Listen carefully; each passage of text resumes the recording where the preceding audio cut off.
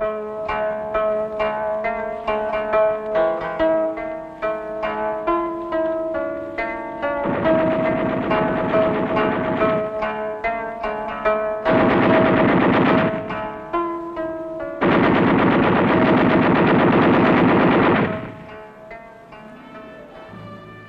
wouldn't go through this war for anything again, but I wouldn't sell my experience.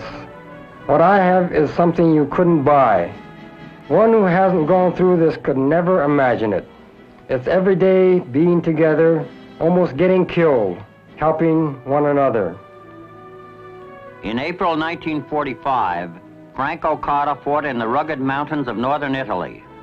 As a sergeant in the United States Army, he was in the attack on the German Gothic Line. Today, he is a landscape architect in Gardena, California. Rolf Frank, formerly of Berlin, is a tool and die maker living in Huntington Park, California.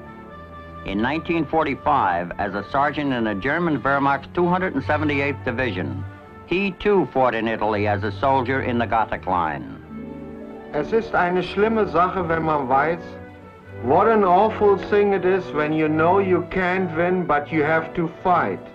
If you quit, the next man thinks you are a coward.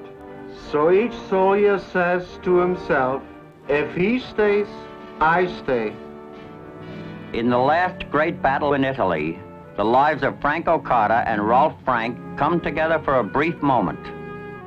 Two fighting men, one American, one German, relive that moment in history.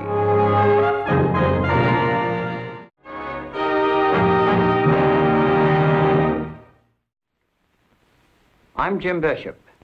By the fall of 1944, German troops are still fighting bitterly all the way.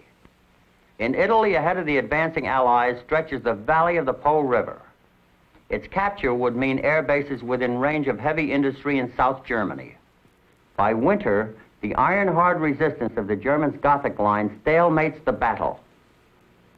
To cut the German line, something special will be required. Something very special. January 1942. On the west coast of the United States, 110,000 Japanese and Japanese Americans, citizens and aliens alike, are ordered to close their shops and homes. They are moved to relocation camps far inland. Even the Japanese Americans within the armed forces are classified non-combat and denied the right to fight for their country.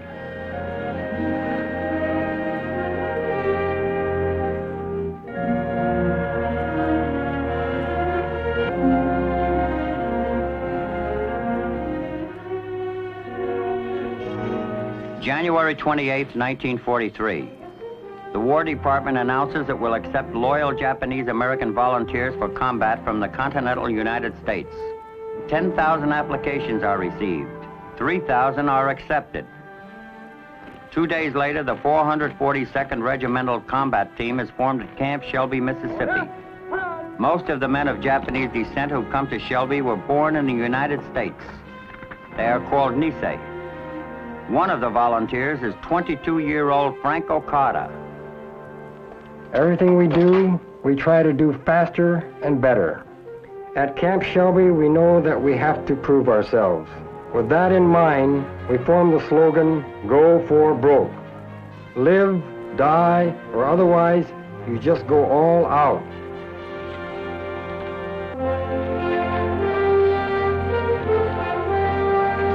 Also incorporated in the team is the 100th Infantry Battalion, composed of Hawaiians of Japanese ancestry. In August 1943, the Hawaiian section is sent to the European theater for combat, and the 442nd continues its training at Camp Shelby. Our company has men from every walk of life. Nisei, boys who were born here. Kibeis, boys born in the United States but raised in Japan. Kanakas, boys from Hawaii. One day at Camp Shelby, we stand IG inspection. A general comes by, looks at us, and then says, "These boys are ready." Someone next to me says, "That's the kiss of death right there." Right after that, we get shipped out. June 10th, 1944. The 442nd arrives in Italy and is rejoined by the battle-tested 100th Battalion.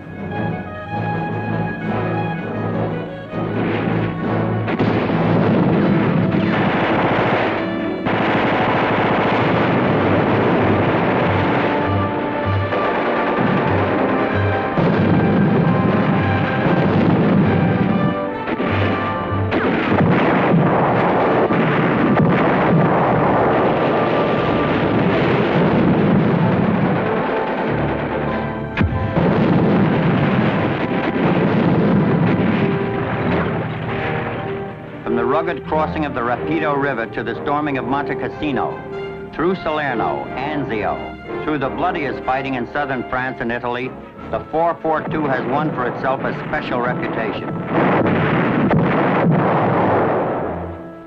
Our outfit was formed to spearhead and fight in the mountains.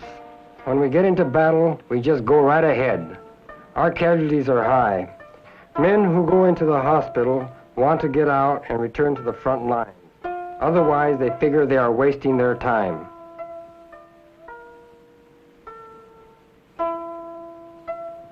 One fellow from the islands, more educated than the rest, is always brushing his teeth and combing his hair. Everybody kids him. What the heck? I guess he wants to die looking clean. The first week in battle, he gets it. He gets hit while brushing his teeth.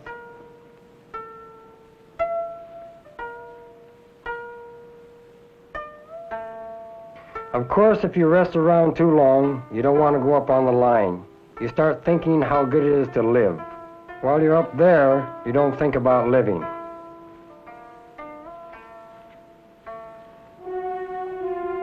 Stretched across the rugged Apennine Mountains is the last German line of defense in northern Italy, the Gothic Line.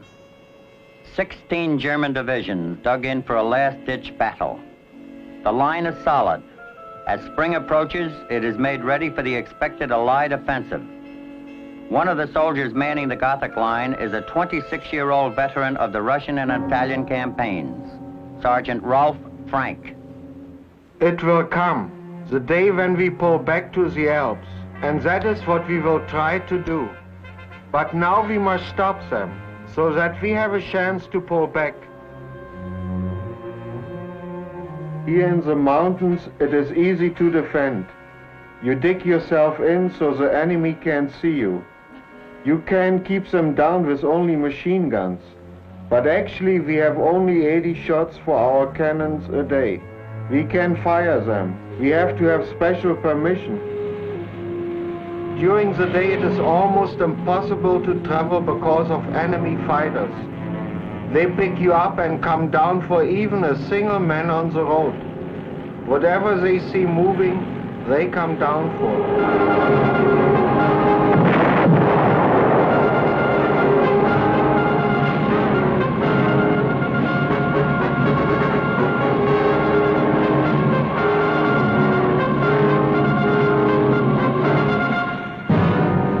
With complete air superiority, the Allies have reduced communications between the Gothic Line and the German homeland to a thread.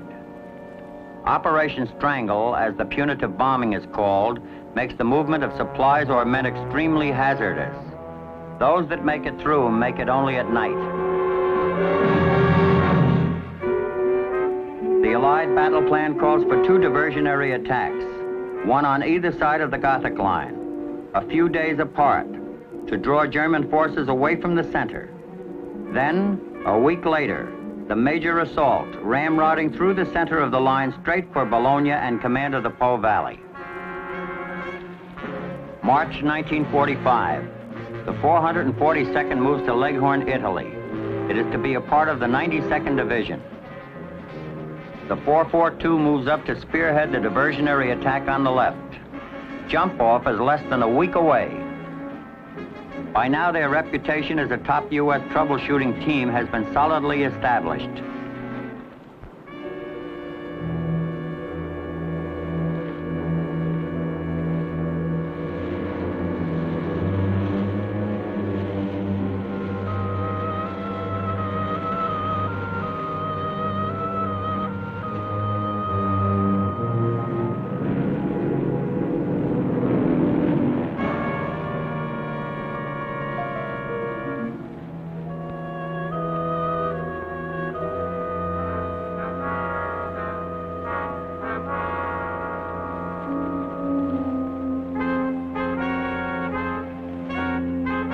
April 5th, 1945. The big guns of the American artillery signal the beginning of the 442nd Diversionary attack on the German Gothic Line.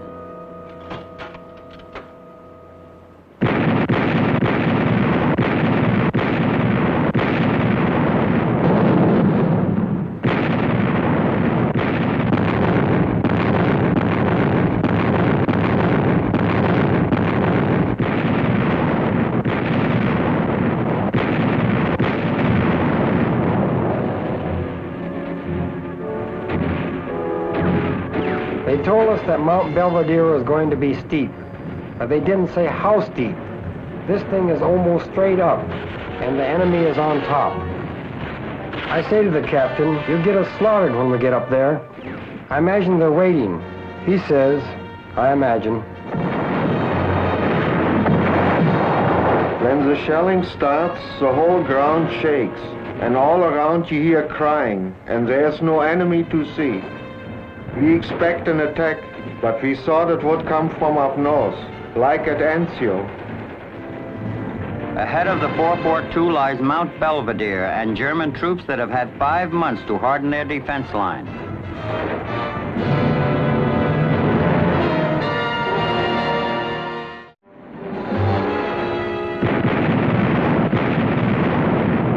April 5th, 1945. The U.S. 442nd Regimental Team strikes for Mount Belvedere and a break through the German Gothic Line.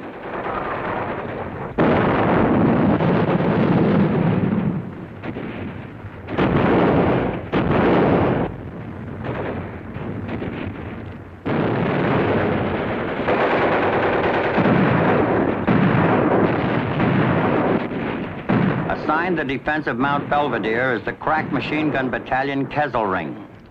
The veteran German troops bar the way with a crossfire of mortar and machine gun fire.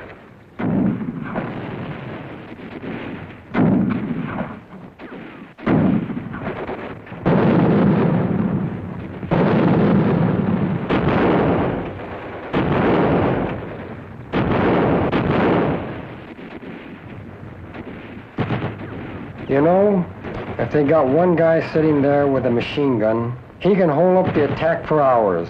One man, one machine gunner can cut you to ribbons, and you can't even see him.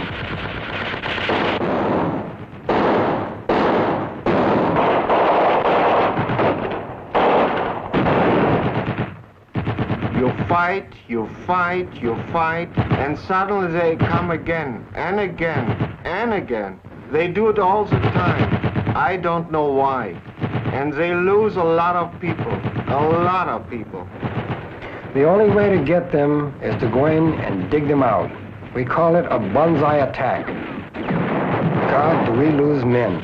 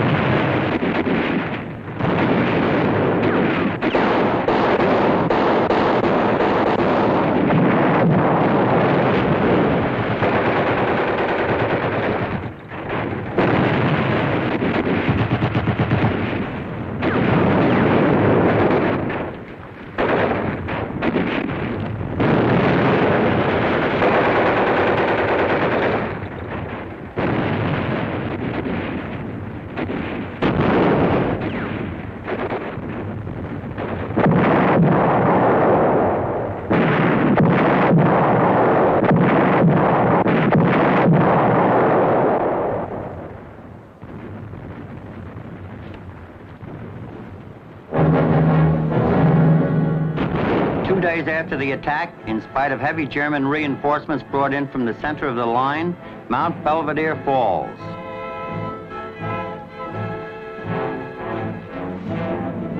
The Germans we capture know we're Japanese, but they can't figure out why we're fighting them. Isn't Germany allied with Japan? So we tell them, haven't you heard? Japan is now fighting with the Allies.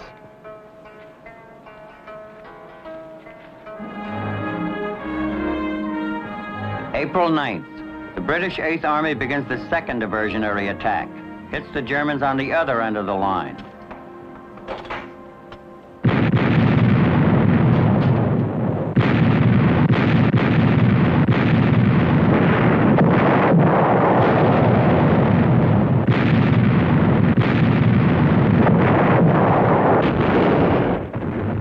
The main 5th Army attack through the center of the German line is held up because of bad weather. The 442nd Spearhead moves out so far in front that their supply columns can't keep pace.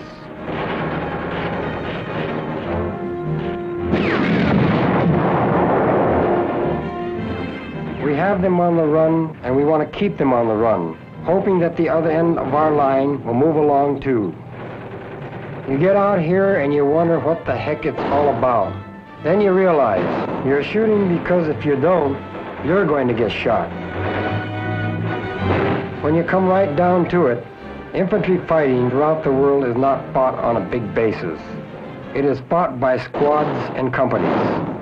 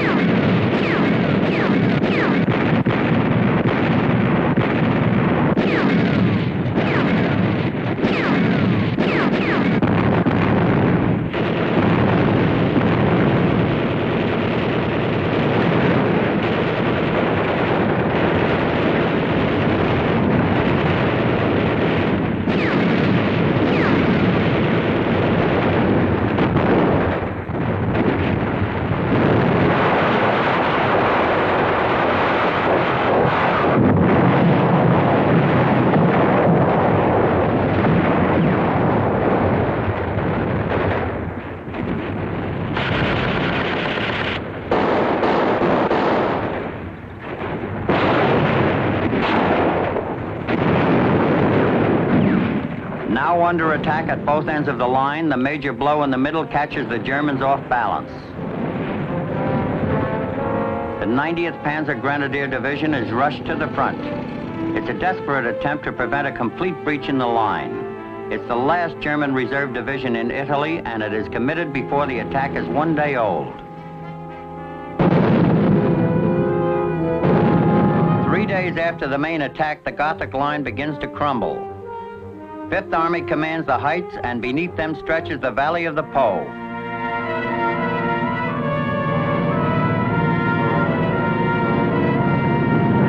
They send those big airplanes, the flying fortresses, to make it easier for them. And we feel like trapped rats.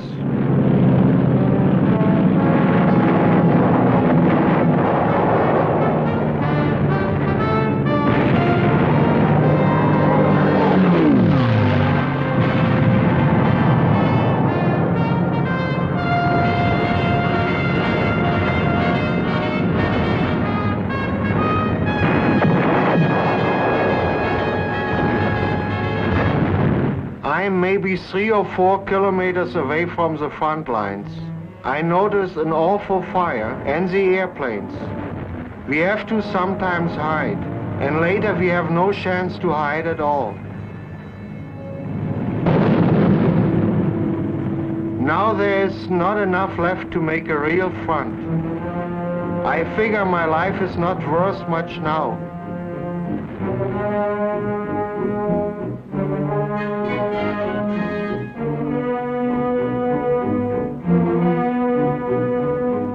Gets a message, there is a breakthrough. Everybody tries to leave and go north. Some with trucks, some without trucks. Any way they can.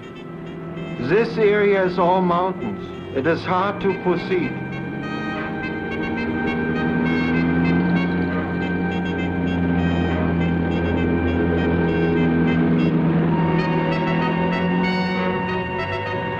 By April 18th, the 5th and 8th Armies are converging on Bologna. 3 days later, the American 34th Division fights its way into the city.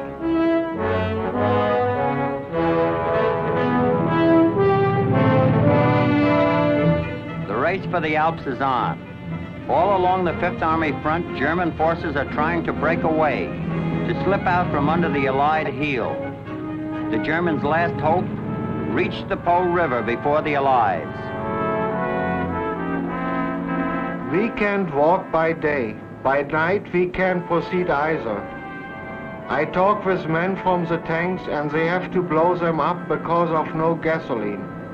And we have to destroy our weapons or else the enemy will get them. Everybody is running, running, running. They don't care about anything.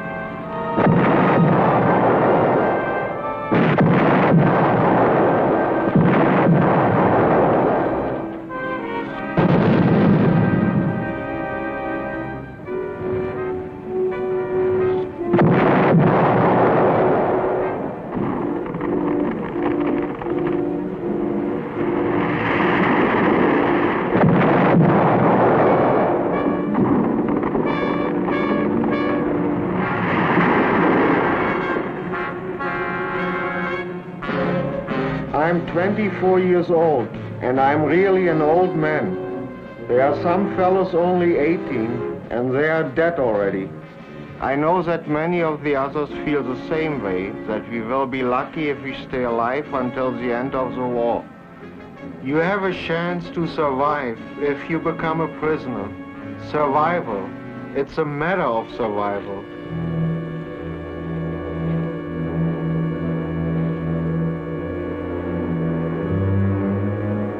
April 28th, elements of the American 1st Armored reached the foot of the Alps.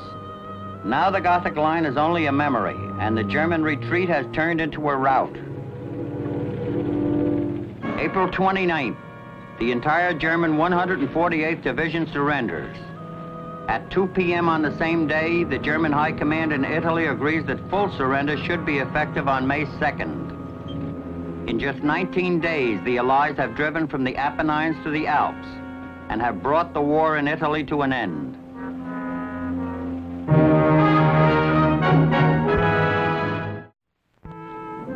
Sergeant Rolf Frank, captured by the Fifth Army, spends 10 months in U.S. prison camps and finally returns to his home in Berlin.